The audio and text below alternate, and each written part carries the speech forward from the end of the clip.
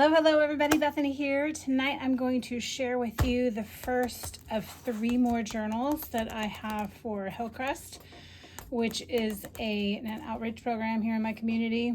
They help young adults kind of get their footing. They help with housing and finances and learning how to budget money and getting out of debt and that kind of thing. So the program is near and dear to me just because it is like I said, it's a community thing, but it's also a Christian organization. So they learn not only how to manage their life, but then they also get some spiritual guidance as well, which I think is fantastic. We all could use a little more Jesus in our days. So without further ado, though, like I said, this is the first of 3 more, and I believe this will be number 7 that I've donated. This one is completely different than the others that I've done. It's quite a bit smaller, and the reason I made it smaller is because sometimes when you're new to journaling, a really big book and a really big page kind of like intimidates you and you don't know where to start. So my thought was if I do something smaller, see how they like it, then I could make a couple more that are just smaller-ish and not big. But I do have one. I think it is number 2. And it is massive. So for the person that really likes to journal and likes to collect lots of, ephemera and stuff like that, then that one will be perfect for them. So anyway, like I said, it's a 1 signature. I used a very heavy cardstock on the outside.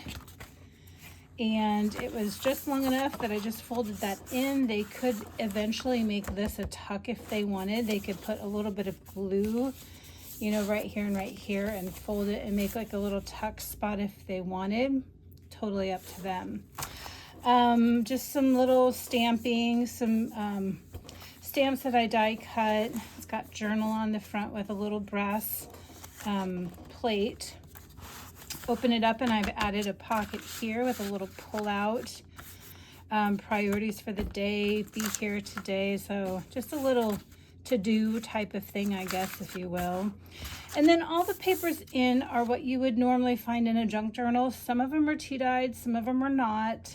I tend not to do a lot to the pages if I can help it, because that's what I want them to do. But I don't entirely leave it blank either, because I know that can be like, oh, where do I start? So there's a few, I can't remember exactly how many in here, but there's a few pages that are kind of like pre-started or pre-done so that they don't have to worry about the whole thing. So, but as I mentioned, regular papers that you would find in any junk journal. This one, I took a regular copy paper. It's tea-dyed, and then I put it on its long end and folded the bottom up to create the pocket.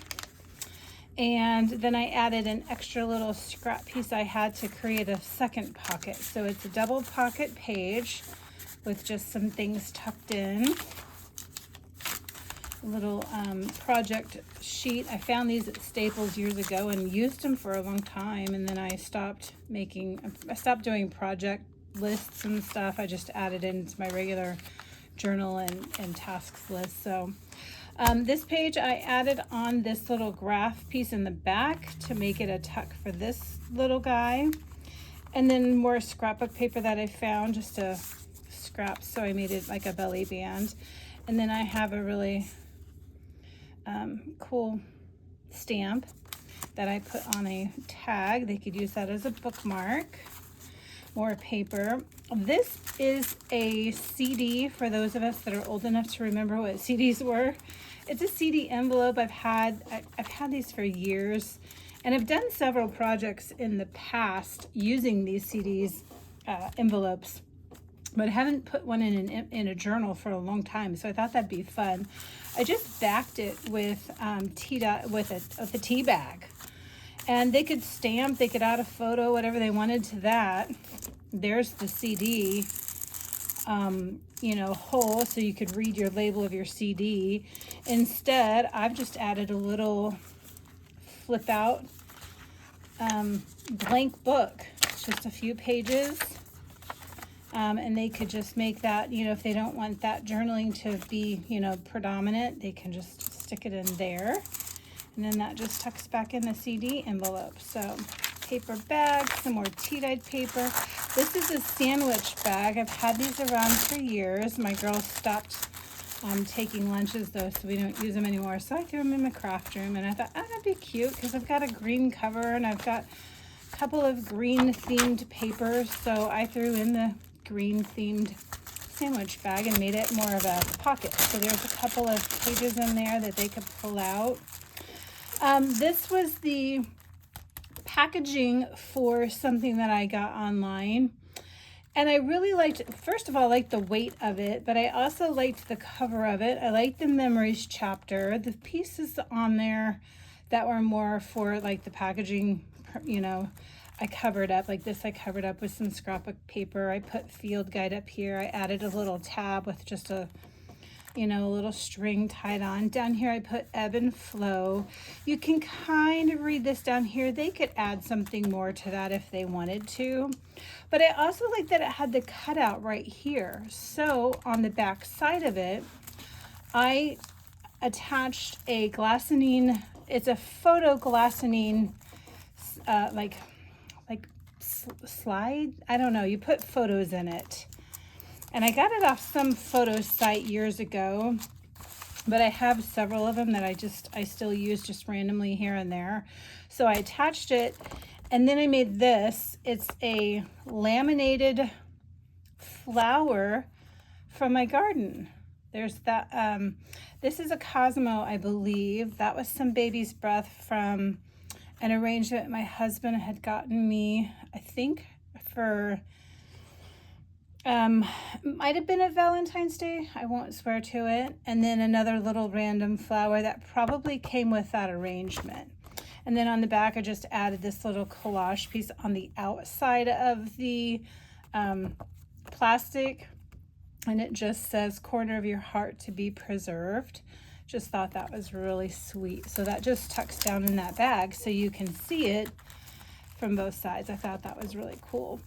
And then here I have one of those little brown flat sacks, and it's folded in half, but it makes like a double pocket. Yeah. And I just put an owl clip on the outside to help keep it shut. This is the other half of that packaging. So on this, I added a book page and made it more of a pocket. So this guy will pull out.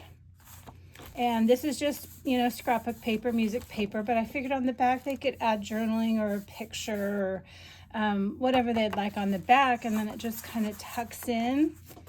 And I liked that it fit the little circle right there, and I just used a circle punch to do that. So here was my really cool idea that I was very excited about, and I will be doing this more.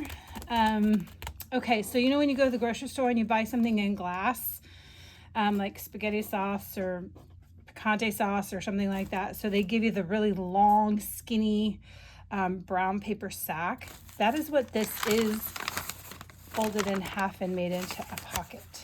So here's my bag. There's one half. There's the other half right here. I actually glued it together so you can't really see it. And then in between the fold, I added two more of those brown flat sacks that I just showed you a minute ago and made it like in a little accordion pocket. Isn't that so cool? I love how that turned out, and it's like its own page. The only thing I would do different is I would pull it away from the spine a little bit more just to give it a little more breathing room. But I hadn't thought of that when I was doing it. So, and when I added it in, I hadn't really even thought about adding the two extra bags inside. But now that I've done this, I really like the accordion thing. I think that's really cool. So I will pull it out from the spine a little bit more next time. And then on the back of that, I just added a little page edge, using some pieces that were in my scraps. I thought that was really cute. Over here is just a digital print that I had in my stash. More of that tea-dyed paper. Here's the other of that brown paper sack, and then I just stuck in across the word search. Excuse me. I don't do crosswords. The word searches are my favorite, so I always try to add in a sheet of those because I think they're just fun and kind of, you know, get your mind off things. So here's an envelope that's added in, and inside I just added a little card with a little coffee bean clip. And then right here it says, all I need today is a little bit of coffee and a whole lot of Jesus. And I just love that stamp. And yeah, so that just sits inside. And it'll be a miracle if I get this little clip back on the right way, because I haven't been, oh, I did, very good. So that sits in the envelope, and then on the back I just added some lined paper, because I don't write straight if I don't have lines. It's just a fact, and I just know that I need lines to write straight. Here's a black graph paper in case somebody wants to do like a bullet type of journaling or try a bullet type journaling. More tea-dyed paper. That's the other half of that one. Here's the one that we folded up in half to make the pocket. And then I added this little scrap piece on to give it a second pocket as well. So lots of little tuck spots, lots of little pieces to add in and whatnot. And then there's just, I love this brand. They come up with all of the funny little lists and stuff. So, and on the bottom here, I just caught that out of the corner of my eye. It says, where thou toil, that is home. That's true. And then at the end of this book is pretty simple. We have a little coffee, like heart coffee clip, coffee life that I stamped on. There's the last of that little ledger paper, and that is the book. Like I said, it is super simple, super small compared to what I've done in the past for Hillcrest. But like I said, I know that when I first started journaling, I did counseling myself, probably from my early 20s to my mid 20s, which is why I donate journals to the counseling center, because that was one of the first things my counselor had me do, was to start keeping a journal. And it's a great therapeutic tool that will help them process feelings and emotions and thoughts and all of that. But it can be very scary to start with a blank page. So that's why I give them the junk journals, because I think they're a little less freaky about, you know, having all the white. And then that's why I also add in some bits and pieces so they kind of know like how to get started. So anyway, that was number 1, technically number 7. Of the next batch. So this one is hopefully going to be going out this week or possibly early next week.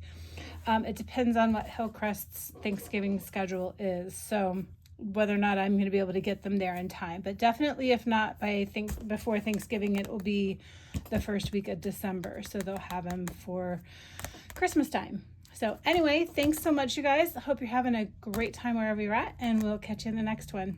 Bye.